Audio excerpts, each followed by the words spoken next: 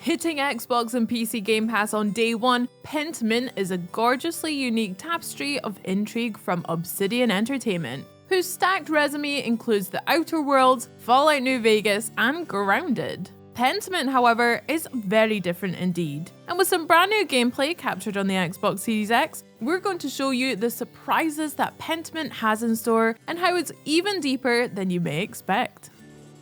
Like all forms of art, video games are, in a way, magical. They can transport us to the far future of warring gears and giant space halos, as well as crime-filled alternate presents, but also back to our own past, and that's exactly what Pentiment does. The game's director, Josh Sawyer, is a huge fan of medieval and early modern art. He's even got a history degree, so you know that Pentiment is going to adhere to historical accuracy quite rigidly, but it's not going to leave us modern, undegreed folk behind. That is to say, you're not going to need a doctorate or have devoured history books to understand what these folks are talking about. Technically, the game takes place in your very own history book, and the very first thing you do in Pentiment is erase it. But that's because you're rewriting history and navigating your own path, but more on how Pentiment does that a bit later on in the video. The book mechanic comes in very handy, as it provides all sorts of context to what's being said in a couple of different ways. You'll notice that some of the words in the speech are underlined in red. That's because it's either a character or real-life historical document or phenomenon that may require some definition.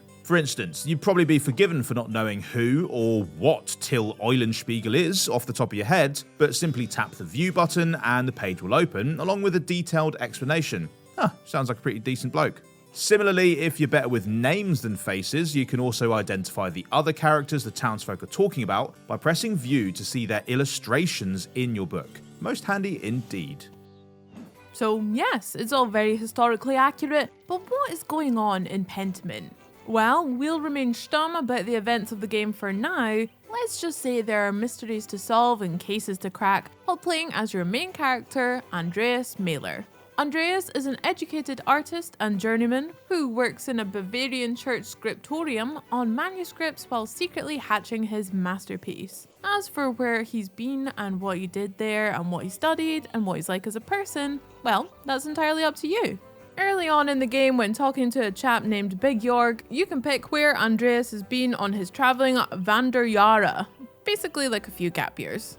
This isn't just a small whatever takes your fancy deal, as this can affect what languages he can read and what cultural references he can understand, which may come in handy later on. Similarly, you can also pick what he went on to study, such as theology, imperial law, or medicine, as well as a couple of areas of speciality like Latin and logic. Each of these will equip him in other areas of knowledge that he can bring to the proverbial table. You can also pick how he spent his time there too, like whether he buried his head in the books or business or elsewhere like we did.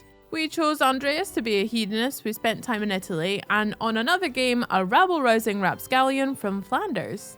These 5 early choices colour the approach you can take to various conversations and situations, with special options only being available to those who have picked certain paths for Andreas.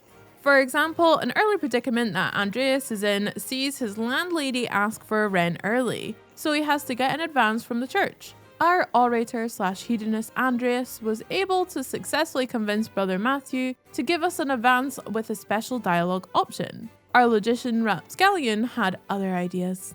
Pentiment is a world that evolves with your choices, and these early picks for moulding your Andreas could in turn change the town of Tassing forever. After all, the game takes place over 25 years, and at that time, choices have some consequences. While it may look different to the other games of its stable, this is still an Obsidian game after all, so anything you do can have a ripple effect on the world around you. After some dialogue options or choices, 4 words that RPG gamers feel both fear and excitement from will appear. This will be remembered. This of course will happen several times over different conversations and act as good touchstones of marking where things start to change. Pentiment even shows you as such, showing you what actions and their severity led to a certain outcome. One such early instance of this occurs with a shady young man named Martin. We all know one like him. We first encounter him with his family failing pretty badly to shepherd some sheep, but rather than admonish him, we tell him not to work too hard. Later, you see him again loitering outside a house where we were quite rightly curious on what he was doing there. He reacted pretty badly to that, and the next day we encounter him running and a box opens showing us these two decisions and their weighting in how much they affect whether we'll get a friendly greeting from him or not. And as you can see, the second option mattered more, so the greeting is, well, not very friendly at all. You can use your imagination. This gives you just a taste of the advanced matrix of outcomes that simple conversations can have, and makes Pentiment rich for a replay or two to see how you could change the end result. After all, who wouldn't want to get a friendly greeting from Martin? What a charmer.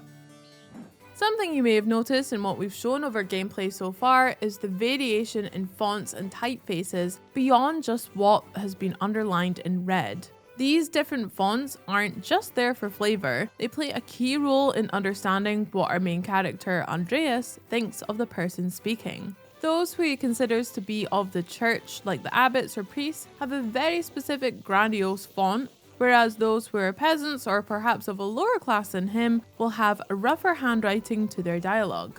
A family who works in printing seems to even have their own lettering, accompanied by the press stencil itself.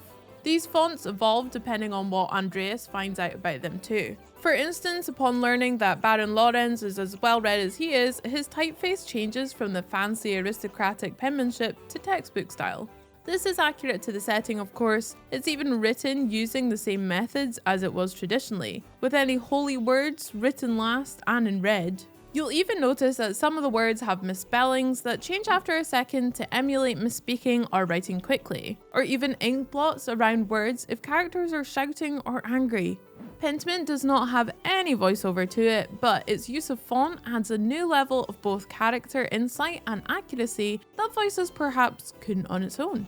If you find those fonts hard to read, then fear not, there are a number of accessibility features to make this easier, like font size sliders, high contrast mode, text to speech, and an easy read font option from the get-go. If you're worried about keeping track of all these people and all these terms and even your own history at once, then don't worry, Pentiment has got you covered. A simple tap of X will open up your Ex Libris, where you can quite literally check yourself, but also a journal to keep track of your objectives and leads, a few exquisitely drawn maps, a tracker of all the people you've met, and a glossary of those pesky terms that might elude you. Lovely. I mean, how else do you think we know what Wunderjahre meant?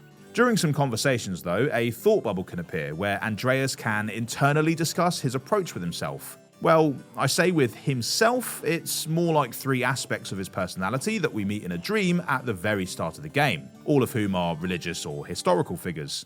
Saint Grobian, the saint of vulgarity, lovely, acts as the devil on your shoulder, whereas Socrates takes a, surprise surprise, more philosophical view on things. Beatrice, who seems to be the same Beatrice from the poem Divine Comedy, provides a viewpoint of grace and goodness. A little introspection can be a very good thing, so it's a good job you've got different aspects of yourself to talk to about it in the game itself, even if you do just want to listen to everything Grobian says just for a little bit of chaos. We thought we'd save the most important thing you can do in Pentiment until last, as whole Twitter accounts have been made just about this issue, with hundreds of thousands of people dying to know. So it pleases us to tell you that yes, you can pet the dog in Pentiment, and the cat too. What a win. Pentiment is coming to Xbox and PC Game Pass on day one of its release on the 15th of November. Where will your Andreas be from? Let us know in the comments below, and for more details on upcoming games and everything Xbox, make sure you subscribe and ring the bell. Bye!